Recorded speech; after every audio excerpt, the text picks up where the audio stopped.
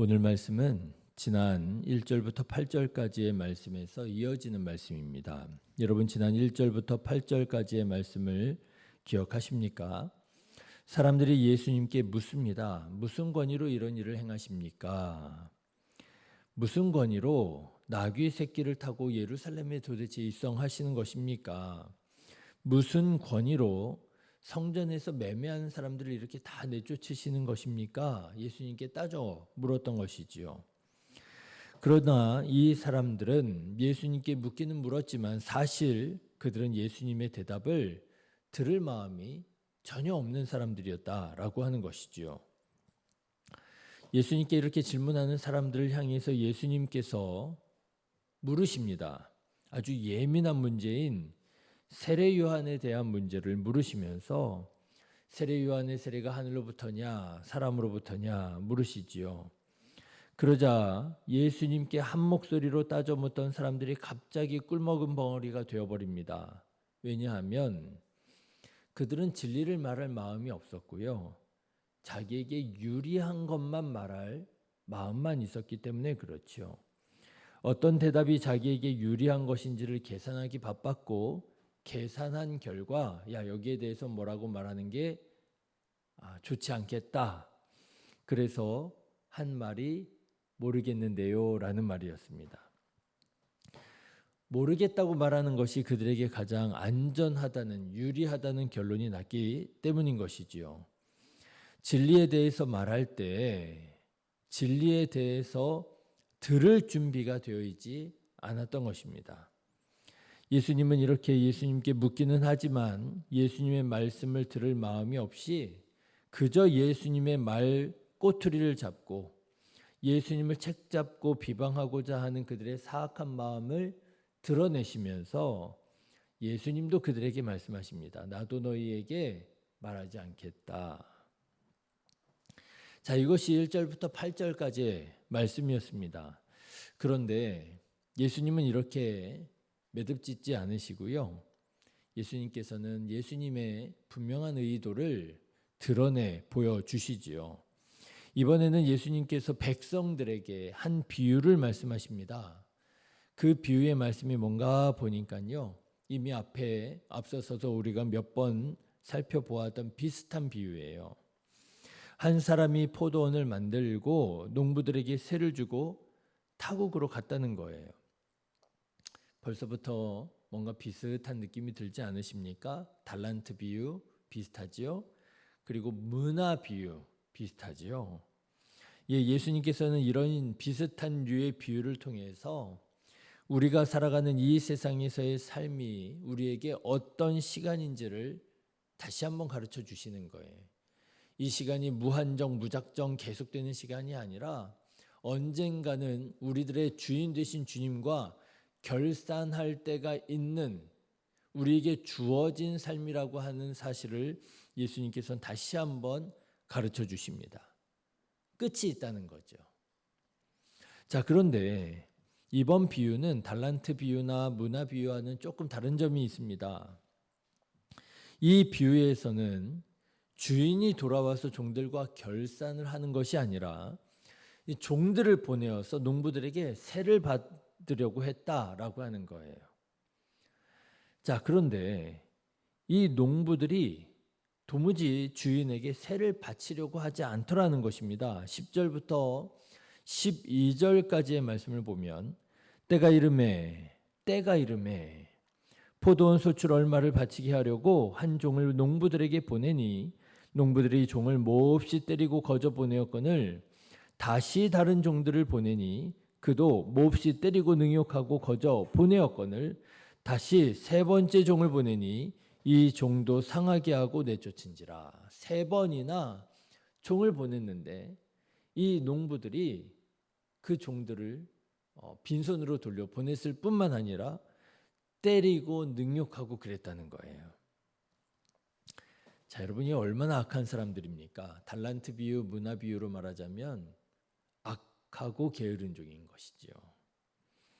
당연히 내야 할 세를 내지 않고 세를 내지 않고 있었다가 주인이 와서 세를 내라고 하면 아유, 죄송합니다. 이런저런 사정이 있어서 제가 세를 못 냈네요.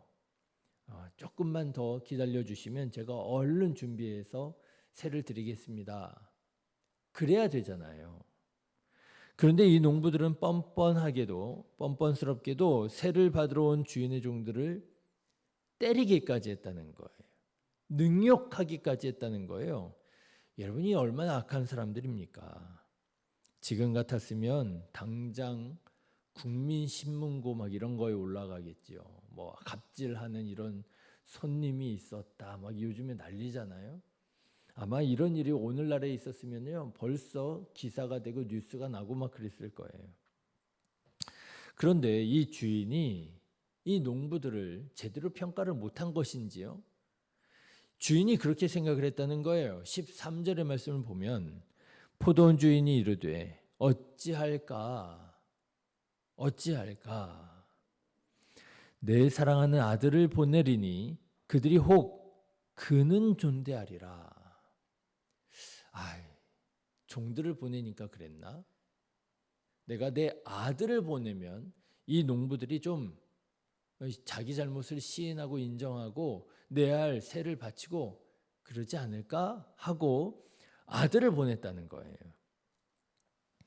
자, 그랬는데 아들을 보냈더니 어떻게 했습니까? 이미 그 악한 이 농부들이 아주 엉뚱한 생각을 하더라는 것입니다. 14절 말씀 보십시오. 농부들이 그를 보고 서로 의논하여 이르되 이는 상속자니 그 유산을 죽이고 그 유산을 우리의 것으로 만들자. 진짜 끔찍한 말도 안 되는 생각을 하는 거죠. 상속자를 죽이면 이 포도원이 우리께 되지 않겠느냐. 상속자를 죽이면,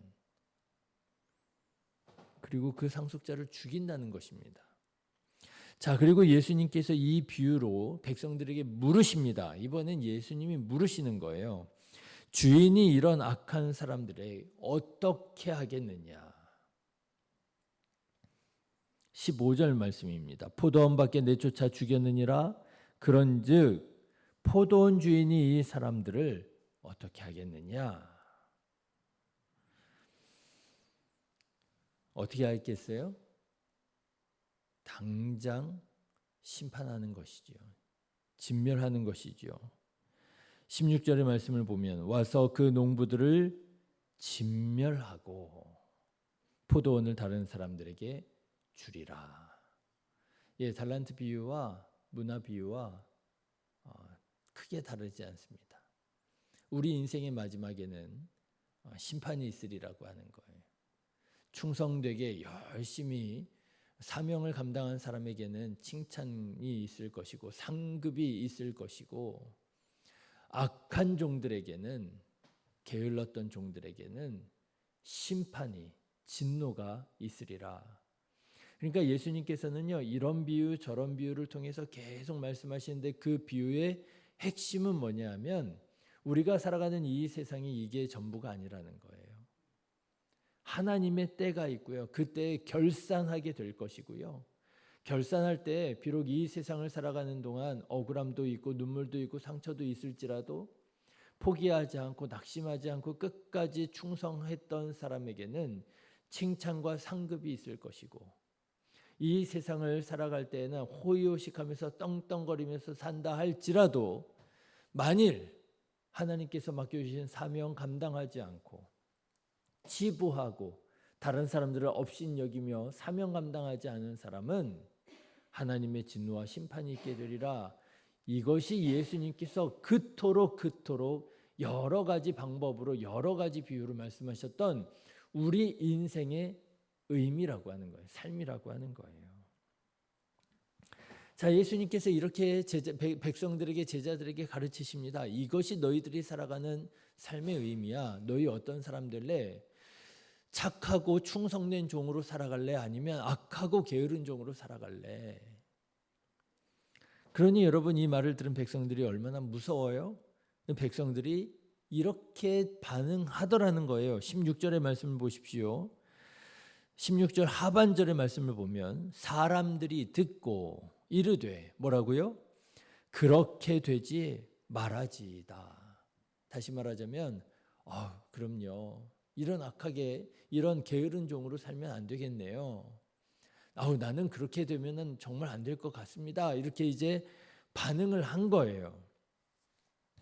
자, 그런데 여러분, 여기에서 우리가 주목해야 할 말씀이 나옵니다. 예수님께서 말씀하신 이 비유가 다름 아닌 시편 118편 22절에서 예언된 말씀이라고 하는 거예요. 여러분 17절의 말씀을 한번 보십시오. 그들을 보시며 이르시되 그러면 기록된 바 건축자들의 버린 돌이 모퉁이의 머릿돌이 되었느니라 함이 어찌 됨이냐라고 얘기를 하시는 거예요. 예수님께서 이런저런 비유를 쭉 말씀하시는데 여기에서 종들이 죽이려고 했던 그 아들, 그 상속자는 바로 구약 성경에서 예언된 바대로 실제로 그렇게 될 것이라고 예수님 말씀하시면서요. 그 예언이 말씀이 바로 시편 118편의 말씀이라는 거예요. 여러분 여기에서 건축자들이 버린 돌이 누구입니까? 여기에서 말하는 건축자들의 버린 돌이 누구냐면 예수님의 비유에 나오는 악한 농부들에게 죽임을 당한 주인의 아들이라는 말이고요. 그러니까 건축자들이 버린 그 돌이 뭐가 되었다는 거예요? 모퉁이의 머릿돌, 건축할 때 가장 중요하고 귀한 돌로 쓰임을 받게 되었다는 것 아니겠습니까? 사람들에 의해서 죽임을 당한 예수님께서 그런 분이 되리라고 하는 거예요. 가장 중요한 분, 하나님의 아들 그리스도시라고 말씀하고 있는 거예요.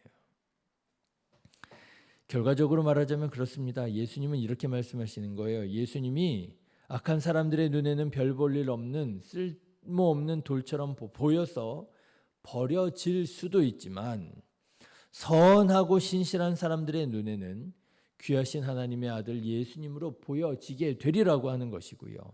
그래서 예수님을 어떻게 보느냐에 따라서 예수님을 귀한 분으로 보느냐 악한 분으로 보느냐로 따라서 예수님이 그들에게 심판이 될 수도 있다라고 하는 거예요. 18절의 말씀을 보십시오. 무릇 이 돌 위에 떨어지는 자는 깨어지겠고 이 돌이 사람 위에 떨어지면 그를 가루로 만들어 흩으리라 하시니라. 자, 그런데 여러분 성경을 한번 잘 보십시오. 예수님께서 이쯤 말씀하시자 예수님의 이 말씀을 듣고 있었던 사람들이 알아듣기 시작을 했다는 거예요. 19절의 말씀을 한번 보십시오.